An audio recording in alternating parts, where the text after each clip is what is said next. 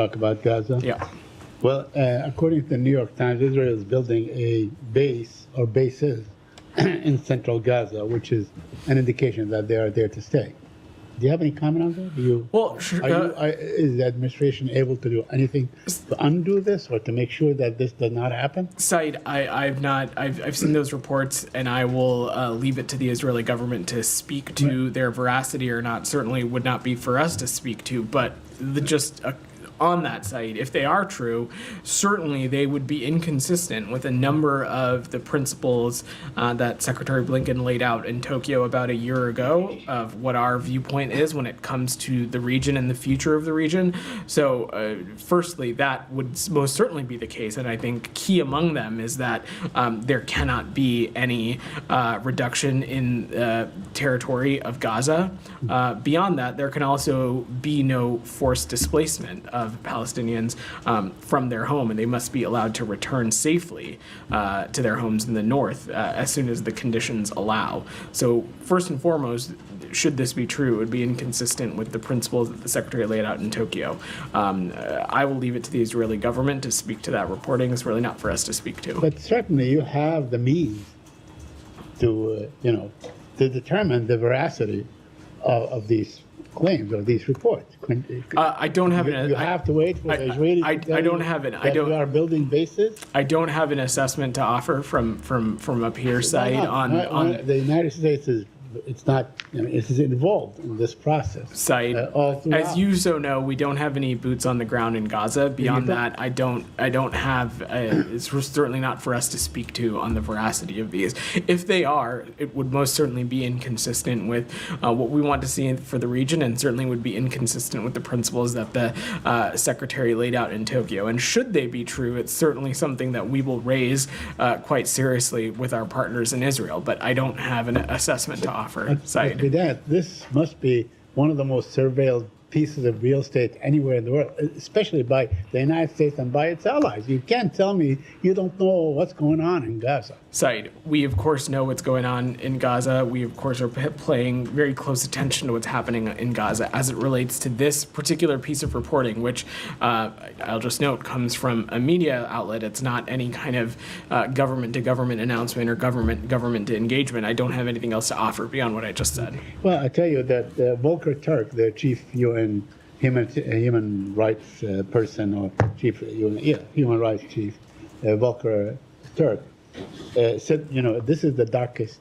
moment in northern Gaza. He's saying that, what is unfolding is a total disaster. It's a total catastrophe. And he's talking about, killing, displacement, destruction, lack of food, starvation, all these things, all the trimmings that are happening in Gaza.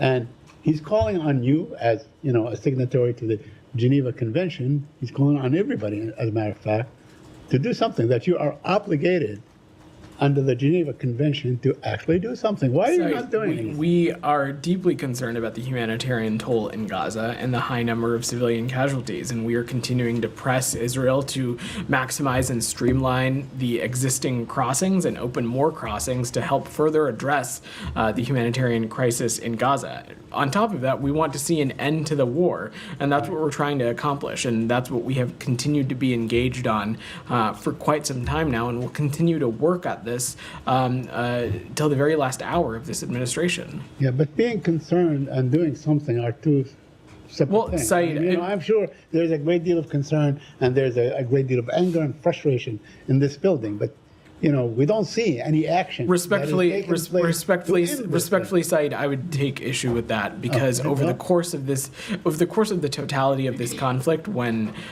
we have seen things that are inconsistent with what we want to see for the region, when we have seen things that are inconsistent for what we want to see for Gaza, when we've seen things that are inconsistent with what we want to see for the Palestinian people, we've said so. Sometimes we've said so publicly. Every time we've said so privately, and we have raised this directly with our partners in Israel. And I needn't point further than some of the specific areas in which we have asked for remediation when it comes to humanitarian aid. I would point back to the first days of the administration in which it was the work of this secretary that really helped unlock the initial influx of humanitarian aid. And in the ensuing months since then, it is the work of this department and others across the interagency that has continued to push for the use of additional border crossings, the use of additional tactics to further enhance humanitarian aid. We have taken appropriate action. We'll continue to take action, as I said, till the very last hour of this administration, when we see things that are inconsistent with what we want to see. So let me just, on this point, we saw the statement issued by Matt last time about the meeting with Dermer, between the Secretary of State Blinken and Dermer, in which he says, he talked about the need to end the war and the need to get the hostages home and so on. Now, at the same time, earlier in the day, we saw a statement by the president-elect basically threatening to, wipe out and make whatever happened thus far in Gaza to seem like a picnic. Those are my words, not his words. But, does that give you more incentive to do more things, and does it give it a sense of urgency to you that you got to do something and do it quick before the 20th of January? What we are focused on, Saeed, is we are focused on using every ounce of energy and every time that we have available to bring this war to a close, to do everything we can to address the humanitarian situation in Gaza and everything we can to make sure that the hostages can return home and bring this war to a conclusion and start having a serious diplomatic conversation of what we want the region to look like the day after. That's what we're focused on. There's only one president at a time. I will leave it to you all to ask the tough questions of the next administration starting on the 21st. But beyond that, I'm really not a spokesperson for them, so I will let them clarify whatever thoughts they have about the Middle East. The coming administration. I'm saying that give you, that make you feel an urgent. We are continuing to operate with the utmost urgency, and I think there's not really a public statement, whether it's from a former president or otherwise, that is going to impact that, because we are already operating at maximum urgency. My last question, I asked Matt yesterday on the killing of the World Central Kitchen employees, and yesterday that was happening. I guess that happened on Sunday. Yesterday, they killed, one aid worker from Save the Children. I mean, if this had happened anywhere in the world, if it was happening in Ukraine or anywhere in Africa, wherever it is, you would be outraged. Why is there not even a whimper, not even an outrage? We are, Saeed, we are outraged. Not even a statement saying you condemn this. Saeed, we are outraged, and we are wanting more information about this incident. We are concerned by that reported strike that killed the Save the Children aid worker in Khan Yunis. Our view is and has been that humanitarian workers must be protected so they can safely deliver aid, whether it be in Gaza or whether it be truly anywhere in the world. And as I said, the IDF needs to provide additional information about this incident. I'm not going to draw any conclusion on it until we have seen more information and are able to gather the facts. But broadly, we urge Israel to thoroughly and transparently investigate actions like these and take appropriate action in their system, including ensuring accountability for any violations within their system. Do you condemn the killing of aid workers by the Israeli army? Saeed, we of course condemn the intentional we condemn the intentional killing of aid workers anywhere. As it relates to this specific incident, we have asked for additional information. I'm not going to draw any conclusion until that has happened. But of course, we are deeply concerned and troubled by this reported strike. And as you've heard me say, we think that aid workers need to be able to do their work, not just in Gaza, but in other places in the world. Go ahead. Has the new channel of the civilian harm mechanism that you guys established with Israelis met yet? It is not. When will that be? I'm not going to offer a timeline on that. That's something that we're going to continue to work towards. Matt suggested it would be in early December. Is that still what you're tracking? Well, it's December 3rd, so I'm not gonna put a timeline on it, but we expect that to happen sometime soon. But I don't have a specific date to offer. And then there was a meeting on humanitarian aid for Gaza in Cairo yesterday. Who represented the U.S.? We did have representation from the United States and the State Department. I will have to double check the specific names, but I'm happy to check and get back to you. But we did participate in that I have forum. a couple on Lebanon, but Or do you want to? Yeah, I had a couple on Lebanon. Okay, great. Why don't we? Where do you assess the ceasefire standing now? Do you still see it as being largely successful? We do. Look, the ceasefire writ large is the result of intensive diplomatic effort over many months by the United States as well as partners in France working closely with Israel and Lebanon. Our hope and our expectation is that parties are going to abide by their commitments and that the ceasefire will continue to be implemented. We are continuing to support that implementation. We're working on continuing to build a robust mechanism that assesses the parties in addressing violations. We're working to support the LAF and continuing to work closely with UNIFIL, and we think that kind of work is essential to that. 9 Lebanese were killed yesterday in Israeli strikes on Lebanon. Do you see this as a violation of the ceasefire? So there's a mechanism in place to address and speak to specific violations. On this specific incident, I don't know enough about the specific activity that took place to offer any kind of assessment, but in President Biden's remarks last week, he was pretty clear, and you saw the secretary echo that if there is a direct threat to Israel's security, Israel has a right to defend themselves. But again, on this specific incident, I just don't have any assessment to offer. Do the Israelis have the right under the agreement or a side agreement with the United States to adjudicate their own assessments of violations and then act accordingly, or is it only direct threats? So I'm just not gonna. I'm not gonna offer projectiles launched hours earlier. On this specific incident, I'm just not going to offer an assessment or draw some kind of conclusion on what would fall in the parameters of a violation or not. I think you saw the president speak to this pretty clearly, that if there's a direct threat to Israel's security, Israel has a right to defend themselves. If Hezbollah or anyone else breaks the deal or poses a direct threat to Israel, then Israel certainly retains the right to self-defense, consistent with international law, consistent with what any country would do if they're facing a terrorist group that was pledged to their destruction. But again, on this specific incident, I just don't have an assessment to offer on how it necessarily comports with that. And then last question, is the mechanism fully operational at this point? That is my understanding. And he said that Hezbollah had seriously violated the accord on Monday and that Israel had subsequently attacked more than 20 targets across Lebanon in retaliation. Is it Washington's assessment that Hezbollah had seriously violated the accord, as So there is a mechanism in place to address possible violations. As I said to Jenny, I don't have an assessment to offer on specific incidents.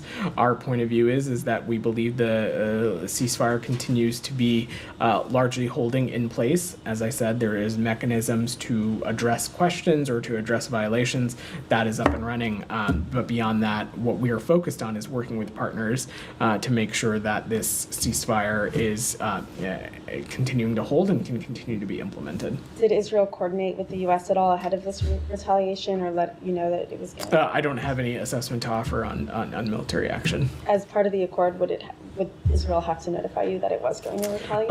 Again, on the specific military pieces, I will let colleagues at the Pentagon speak to the ins and outs of that. Did you pressure Israel yesterday not to strike Beirut, as the Israelis have said? Michelle, I'm not going to speak to private diplomatic conversations. Our perspective continues to be that all parties need to do everything possible to abide by the ceasefire. We'll continue to receive and assess reports of alleged violations of the ceasefire through the monitoring and implementation mechanism, and we are committed to helping the parties implement the ceasefire, as I said, through this robust monitoring mechanism that we hope will address such violations. Is the U.S. Preparing to provide military aid to the Lebanese armed forces to implement the agreement? I don't have any specific announcements to preview, Michelle, beyond just saying that the United States, of course, has been one of the largest supporters of the LAF over many, many years, but I don't have any specific announcement to preview or share. On Syria, if you don't mind. Yesterday, Matt said that the U.S. Didn't support the opposition in their military movement. Today, the SDF, who are supported by the U.S., is expanding its influence in Deir ez-Zor province and expanding their territories too. Is the U.S. providing any support to them? Michelle, what the events of the past 48 to 72 hours underscore is that this conflict can only end once and for all through what we view as a political settlement that's consistent with UN Security Council Resolution 2254. We think it's time to reinvigorate that political process, and we think that the only path forward is a UN-facilitated one. And certainly, our view is that certainly no country should be taking advantage of this particular incident, and really we are engaging with partners and allies with a consistent message, is that any who sort of have power or who have influence over some of these actors is do everything that we can to continue to stress de-escalation. But the SDF, who are supported by the US, are expanding their territories, and they are part of the military action in northeastern Syria today. So again, our viewpoint continues to be that the only solution here is one that is Syrian-led, Syrian-inclusive, and reflective of the will of the Syrian people, and that would be one that is in line with UN Security Council Resolution 2254. And finally, on Iraq, do you have any updates on the waiver on Iraq to import energy from Iran? Sure. On November 7th, the department did renew Iraq's electricity waiver for the 23rd time since 2018. It was done so for an additional 120 days. We remain committed to reducing Iran's malign influence in the region. Our viewpoint is that a stable, sovereign, and secure Iraq is critical to these efforts. Since 2018, as you know, this started in the previous administration. The State Department has permitted Iraq to purchase Iranian electricity while Iraq continues to develop its own domestic generation capacity. Yeah, go ahead. Yeah. Have you seen any progress from the Iraqi government to step up towards energy independence from Iran? Because there are reports that even Iran get $1 billion a year from Iraq since Prime Minister Soudani took office in 2022. I think I've spoken a little bit about this before, DR, and I don't have any updated assessment to offer beyond we have seen some progress and steps in the right direction by the Iraqi government as it relates to their own sovereign domestic energy production. That continues to be the case. I don't have a different assessment to offer today. Two more questions on Syria. Go ahead. Yeah. Today, the Iraqi Prime Minister Office issued a statement, and they said that Iraq is not stand and monitoring the situation in Syria, but they will exert all efforts to preserve the security in Syria and in Iraq. How do you see this statement from Iraqi Prime Minister? So I'm not going to draw any particular conclusions from that statement, DR. What we are telling partners in the region, what we continue to echo is that from our viewpoint, from the United States viewpoint, the only solution is a UN-led one that is consistent with UN Security Council Resolution 2254. I expect that there is actually going to be a UN Security Council resolution on this later today, and we want every country doing everything they can in their power to de-escalate. We don't want to see tensions escalate at such a fraught time. And lastly, on humanitarian situation in Syria.